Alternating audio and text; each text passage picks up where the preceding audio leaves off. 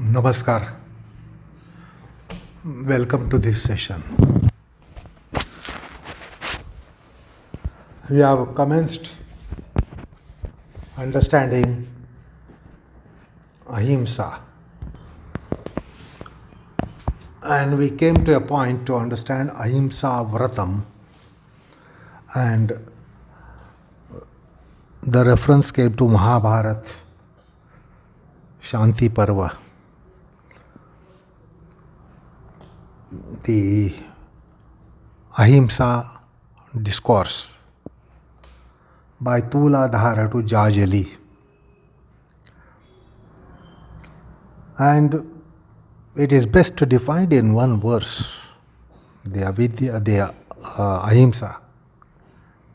Adrohenaiva bhutanam alpadrohena va punaha ya vruttihi sa paro dharmaha tena jivami jajale is what the preceptor says here, Tuladhara. In one brief statement, Adrohenaiva bhutanam, adroham, not having enmity, animosity. And for entire bhutas, the entire living creation, to have no malice, detest, dislike, or adroha, not to have droha. Droha means enmity, animosity. So adrohena iva bhutanam alpadrohena va punaha. But it is not possible that you will not have enmity, animosity with anyone. So it is again very utopian to think that way, that we will not have enmity, animosity for anyone. In that case, alpadrohena iva. Alpadrohena va punaha. Alpadroha, wherever it is not possible to have adroham, at least alpadroha. And such vritti is parodharma, paramodharma. And Tuladhara says, I live that. So this is from Mahabharata ntiparva, chapter 262, verse 6.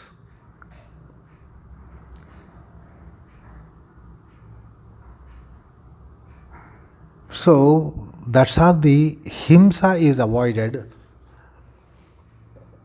by just not adhering to non-killing and non-injury, but to have adroham, not to have enmity or animosity, or not to be alienating anyone, anything.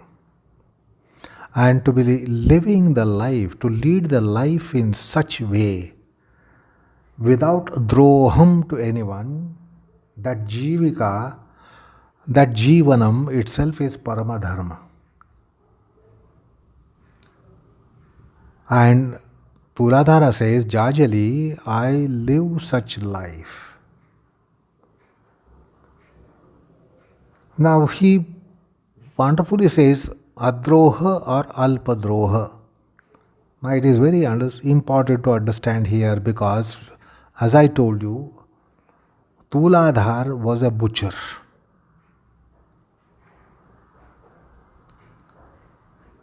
And being a butcher, he could not be engaging himself in non-killing, because that was his vocation, profession, as a butcher. So he had to take recourse to killing. But he, as a butcher, he was not taking recourse to killing because he did not like that animal, or he had any kind of enmity for that animal that he slaughtered, but then we can understand it was his profession. So even a fisherman can be in ahimsa when it is adroham, and the fishermen are not having enmity with aquatics. That's quite a magnanimity to be not having animosity with any creature. And Tula being a butcher, he could not take recourse to non-killing. In that case, he would not be having a butcher at all.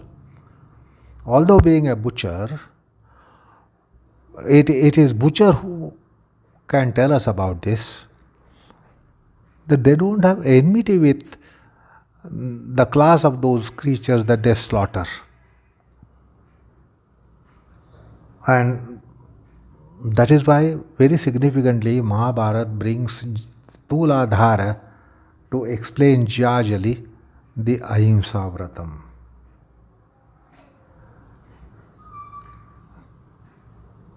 So, that tells us that in wisdom of the Lord, the sages had jnana vijnanam about Himsa and Ahimsa. Can the Himsa be averted absolutely if it is to be considered as non-killing? It is not possible. Because if you are living, you are breathing. If you are breathing, you intake the breath.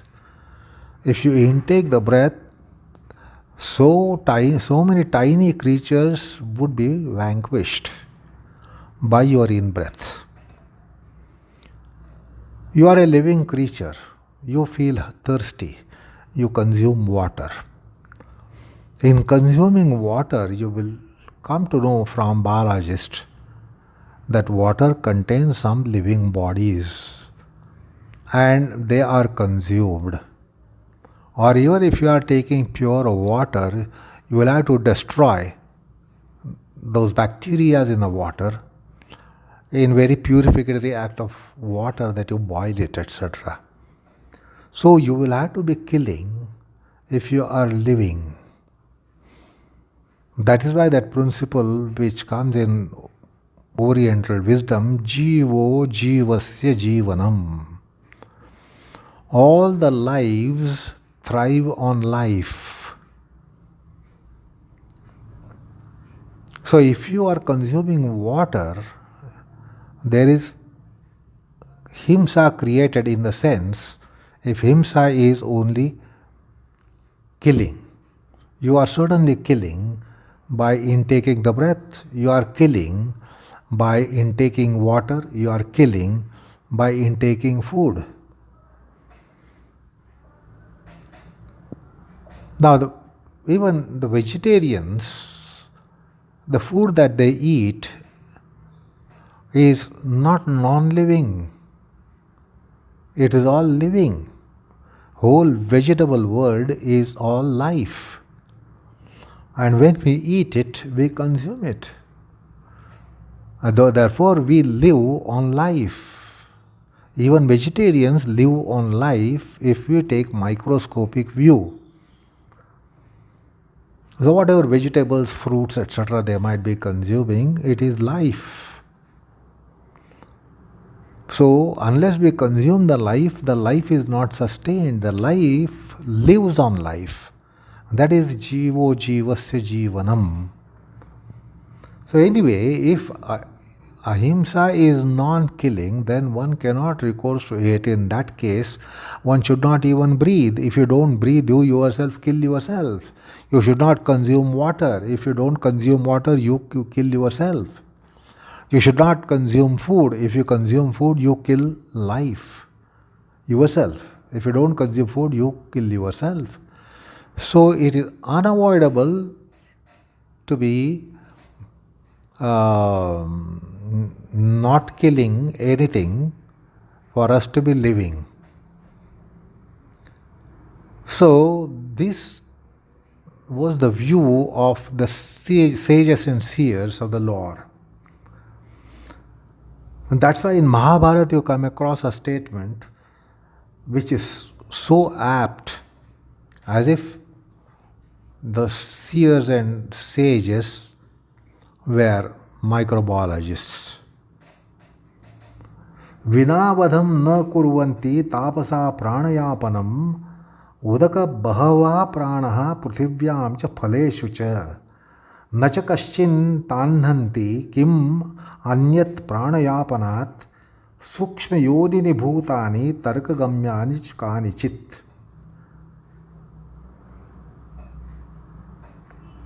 पक्ष्मणो अपि निपातेन येषां स्यात् स्कन्धपर्ययः. Mahabharata Shanti Parva, 15th chapter, verses 24, 25 and 26. So, Vinavadam na kurvanti tapasa pranayapanam. Unless we take recourse to killing, we don't really sustain ourselves. And as I just now told you how it is, by breathing, by consuming water, because all living beings will fall thirsty at some point in time, will be hungry at some point in time, we will have to quench the thirst and hunger, and we will have to be breathing to really live.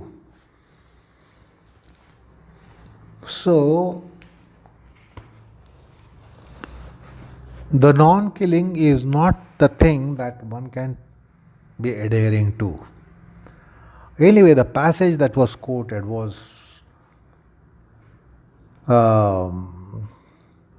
Vaishampayana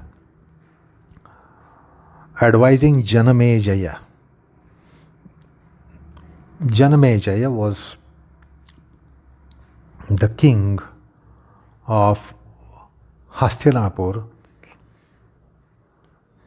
after Pandavas. Pandavas ruled over Hastinapur after the battle. Then the Hastinapur was ruled over by Parikshita, and Parikshita's son was Janamejaya. So Vaishampayana, a disciple of Vyasa, gave this Upadesham to Janamejaya.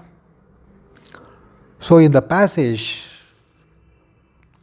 we come across the advice: without Himsa, absolute Himsa averted, or absolute Ahimsa adhered to, in the sense taking Himsa as killing and Ahimsa as non-killing. Even tapasvi, ascetics, mendicants, they also won't sustain themselves.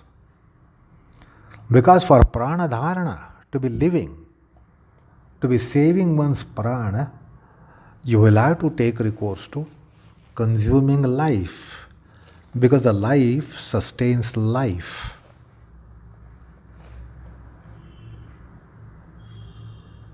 So, there is life in Prithvi, there is life in water, there is life in flowers and fruits and vegetables and whatnot. There are many, many lives which are microscopic lives. So, in fruits and vegetables and whatever, even if you are a vegetarian person, all that they eat, all that vegetarians would be eating is of the nature of life. It's life itself. It is life. All that is life itself. So, not even ascetic and mendicant can be sustaining without taking recourse to some kind of himsa. Because in that case, even the flowers should not be consumed, fruits cannot be consumed, Food cannot be consumed, water cannot be consumed. And for Jivana Nirvaha, for the life to be sustained, consuming life is inevitable. So this is a biological knowledge that the sages of the times of Mahabharata and even earlier, wisdom of the lore, all the sages in the wisdom of the lore had this knowledge. Now the passage that I gave you was a passage from Mahabharata, which is said to be 5,000 years old, more than 5,000 years. So the realities were realized, revealed by the rishis and munis. Anyway, the point is, if ahimsa is going to cost your own life, what is the point in practicing that ahimsa? If ahimsa is going to take toll of your life, what is the point in that ahimsa? It is not ahimsa. So, that's how we have to understand the ahimsa here. And that's why the adroham is the apt description of ahimsa, not non-killing. Anyway, many times we see that our life is at stake and then we launch an offensive or defensive. In that case, there is some kind of destruction of life. I recall a passage from a saint who was about 350 years back, not too long ago, not too far back, but just about 350, 400 years back, Tukaram Maharaj of Maharashtra.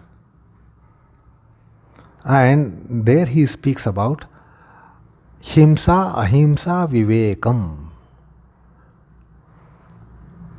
So there has to be discrimination between Himsa and Ahimsa. You cannot banish Himsa altogether. As a matter of fact, you will have to take recourse to Himsa to at least protect yourself. So when your life is at stake, so you will launch an offensive, and that is pardonable, that is acceptable, that is justifiable even. So Tukaram Maharaj in his Gatha mentions that if you are performing worship and puja in your puja room, and if you find in that devhara, that means that specific kind of formation where idols are kept, symbols are kept which are worshipped. If you come across a scorpion there, you will have to do something, you have to take some measure. Perhaps even kill a scorpion, or you get a snake, you find a snake in your house. What will you do? So emergency measures will be to get rid of that snake or get rid of scorpion. So he says that if in Devhara, the place of worship, when you see a scorpion, the scorpion doesn't like you worshipping God. It would certainly bite you. And therefore, it must be encountered with a footwear. Wield a footwear and smash it. So he says, Devharyavari vinsu ala, Deva puja navade tyala, Tete paizaryace kama, Adhamashi zo adhama, Sarpa vinsu narayana, Parite vandave durun. There is no doubt there is Narayan, there is divinity even in snake and cobra and scorpion. But they should be treated with namaskar when they are at a distance. When they come close to you, you can't do namaskar to them. But then you will have to vanquish them. So he admits that there is divinity in them as well. But parite vandave duruna. From a distance, you can salute them. From the distance, you can fold your palms for namaskar because there is Narayan in them. So this is what the philosophy has to tell us. And sometimes the Himsa is justifiable in a kala vishesha, in a particular situation, particular scenario, particular condition. It is Dharma. Himsa is Dharma. Although we are familiar with the mention, Ahimsa paramo dharma, sometimes Himsa itself becomes Dharma in particular situation, condition, contingency. And I recall in one of the Dharma Shastras, texts of Dharma Shastra, which are called Smritis, Dharma Smritis, there is Vasishtha Smriti. Vasishtha Smriti 3.19.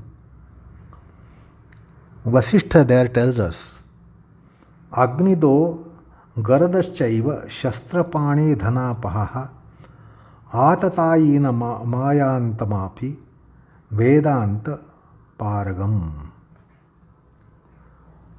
So there are some people, if you are seeing a Vendal, a criminal is shot at.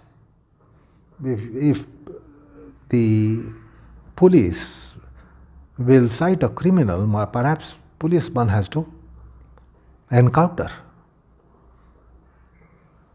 So there are some people like who are Vandals.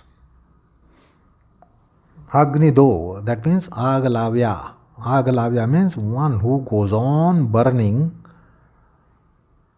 the things, or one who gives poison, or one who is weaponed and is attacking you. He wields weapons and then he is attacking your life. Or halle khor. So one who is a robber and is prepared to kill you for the robbery. Dhana apaharta. Dhana apaharta means one who is going after your wealth, or one who is a land snatcher. So these are all Vandals. They would come with weapons and they would finish you, they would kill you, and they would grab your land, they would grab your property, they would grab your monies, your valuables. Or somebody might be Strihari. So somebody might be a woman snatcher, child snatcher. They are called Atatayi, and these Atatayins should be slain. There is nothing wrong. Without hesitation, they should be slain, and there is nothing wrong in it. This is what Vasishtha in Dharma Smriti tells us. Manusmriti goes a step further. Manusmriti tells us Acharya, Balaka, Shrotriya, Vruddha.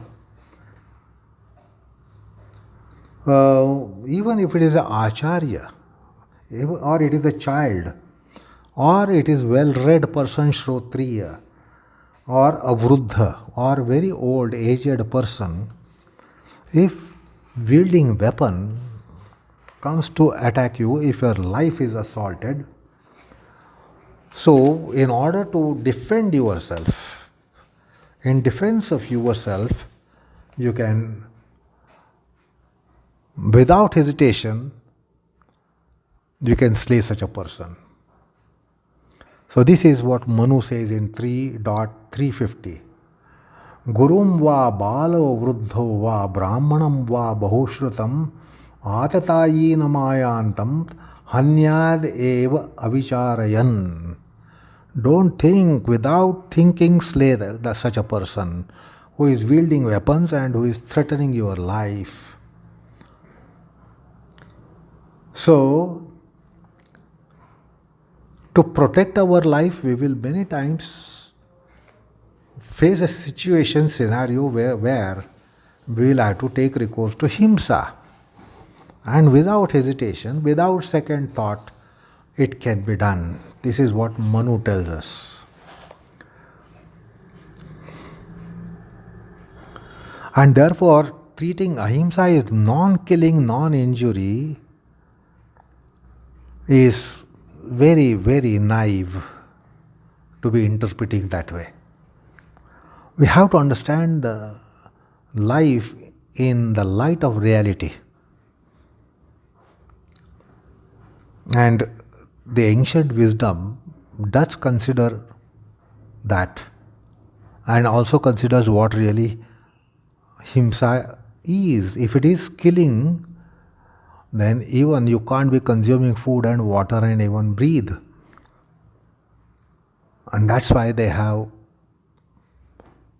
a deeper thought into Himsa, that it is droham and adroham, droha bhava. Not to have enmity, animosity is Ahimsa. Now, many of us can claim that we don't kill anyone, we don't kill anything, we are not the life takers. We may be life givers, but we are never life takers, we don't take lives. But is it true that you don't have enmity for anyone, animosity for anyone? Don't you have droham for someone? You certainly have droham for someone.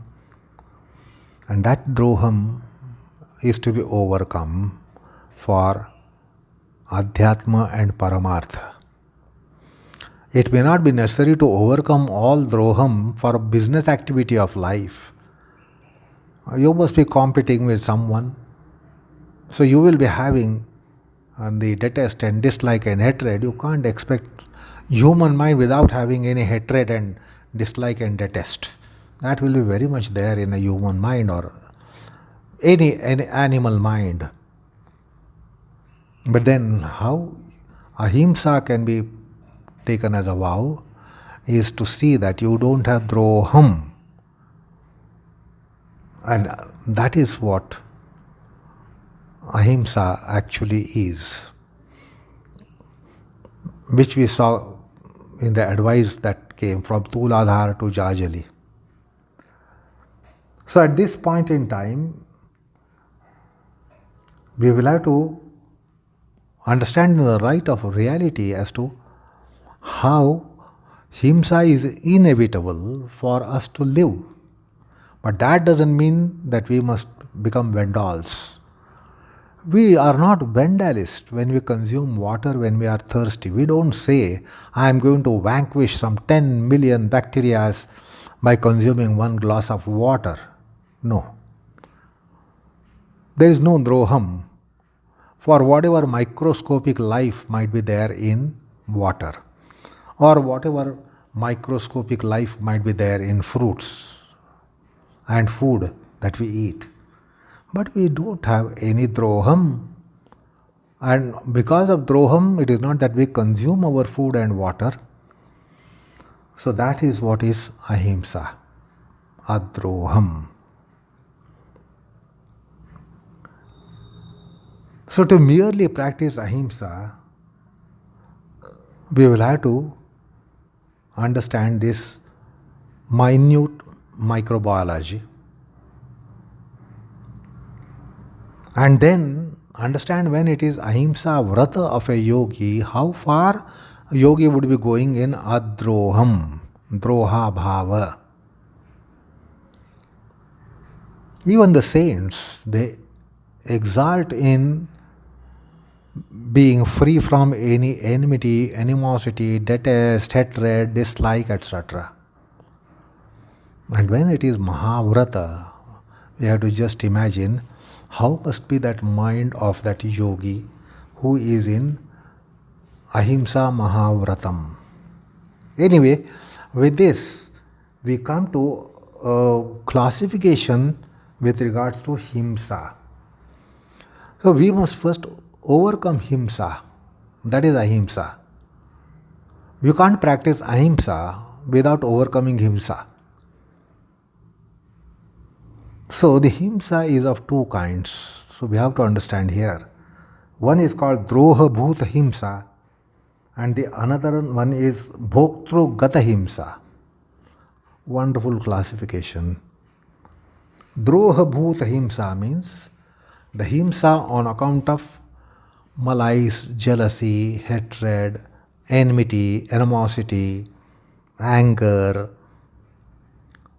through which the Himsa manifests. That is called Droha Bhuta Himsa. This is the one that has to be avoided. This class of Himsa is to be managed, handled, mitigated, neutralized, ended. That's called Droha Bhuta Himsa. The other one is Bhoktrugata Himsa. Bhoktrugata Himsa means by being alive, you consume something. If you consume something, in that consumption there will be some kind of Himsa. So, in simple words, to overcome krauryam, brutality, to kill a brute within ourselves is what is Ahimsa practice. It is not just trying to live a decent and civilized, so-called civilized life that we find today. The brutality in us is to be managed, is to be handled, is to be mitigated. That's called Buddhi Purassara Krauriya. That is brutality. So Droha Bhuta Himsa means that's a brute in us. The brute is awake in us. And that's why we take recourse to Droha Bhuta Himsa. And that should be avoided. Many times Droha Bhuta Himsa gives immediate returns, material returns. So there is abhyudaya in taking recourse to such Himsa. But ultimately it is painful. It is also retributive. It will be punished. Such Himsa will be punished by karma. Such Himsa will be punished by state. Such Himsa also attracts expiation and atonements, retributions. So the Bhoktrugata Himsa many times more often takes place by being very ignorant about it. We are ignorant that there is water that we are going to consume and quench our thirst contains life. So we have innocence about it and we consume water. But if we have too much of ignorance, then that Himsa is retributive. It will become Himsa, although you are innocent about it. Say for instance, innocent child does something and then somebody is injured or somebody succumbs even. So we say that the child is innocent, but the karma doesn't pardon. Having committed that child will have to face consequences. Although unknowingly, without intention, unintentionally, it did something and it amounted to Himsa. Yet, it would be considered as Himsa and it would be subjected to retribution, punishment, etc. by karma siddhanta. Anyway, it is not that we should practice ahimsa, which the wisdom of the Lord tells us. We must start identifying himsa in us. And we must start doing that himsa management and not just embrace ahimsa. You can't embrace ahimsa, you can't take up the practice of ahimsa straight away, not bothered about himsa that you are committing. So just now we saw there is a bhoktrugata himsa that cannot be averted, that cannot be avoided.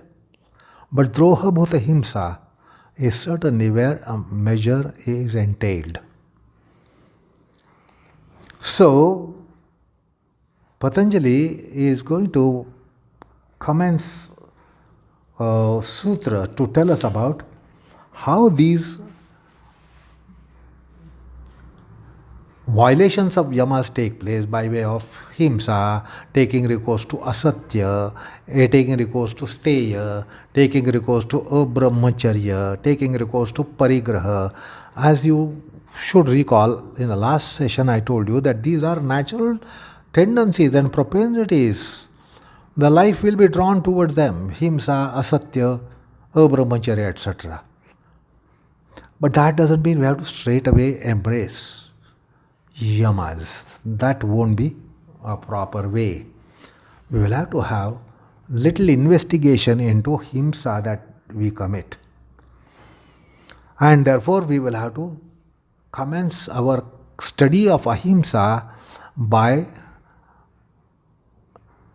investigating himsa that takes place knowingly or unknowingly, intentionally or unintentionally, etc. So, according to that sutra which is going to come later, so I will give you a little preview here. Patanjali gives a scheme for investigation. If the himsa is happening and has happened, it will be either kruta or karita or anumodita. And each of those will be either krodha purvaka or lobha purvaka or moha purvaka.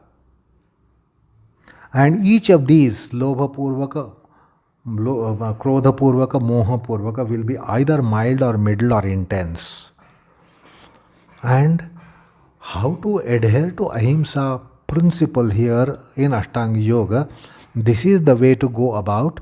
Try to have scanning vision into himsa or into your dynamics of life and identify if there is any himsa, and then what kind of himsa, why the himsa, how the himsa, when the himsa, what magnitude of himsa. This has to be analyzed, and we must try to refrain from this gradually.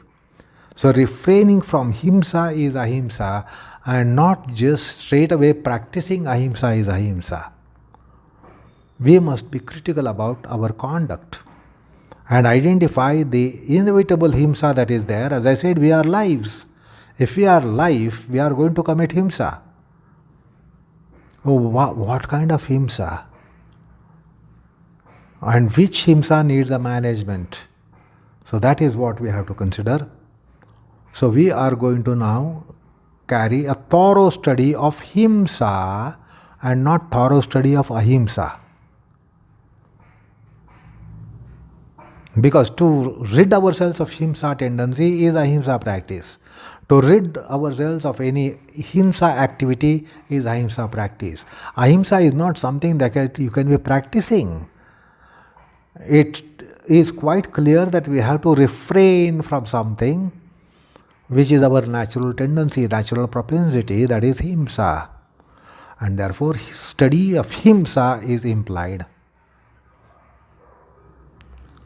When we are dealing with ahimsa tattva, ahimsa principle, ahimsa vrata, we will have to critically examine the himsa.